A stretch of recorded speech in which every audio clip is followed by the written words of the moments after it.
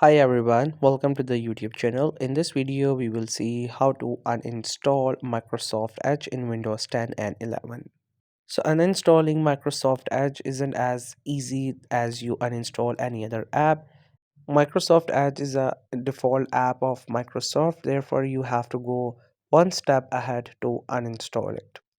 So if you want to uninstall it, you can go to the settings and then you can go into the apps, go to install apps, or you can also go to the default apps. There you will find the Microsoft Edge. If you click onto the three dots, you will see the uninstall option is disabled. That means we cannot uninstall it, but we can actually do it. So for that, you have to go to the browser and there you have to search for Wise Cleaner, or you can also search for Wise Uninstaller. This is a product of Wise Cleaner. Once you get to its website, you have to simply download it.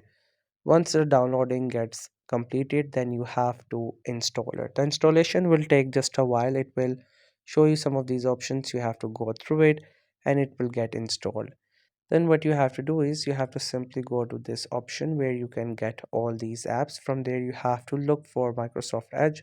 Once you have it, you have to click on force uninstall and click on yes. Once you do it, it will take a while.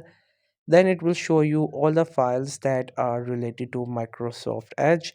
You also have to remove them. Then the Microsoft Edge will get deleted, so you can go through all these and then you have to remove all of these files. Once you do it, after that the Microsoft Edge will get uninstalled. So that's how you will be able to uninstall Microsoft Edge in Windows 10 or 11. I hope you find this video helpful and informative. Make sure to subscribe to the YouTube channel for more informative videos and updates. You can leave a like, comment. If you have any queries, feel free to ask. Thank you so much for watching the video.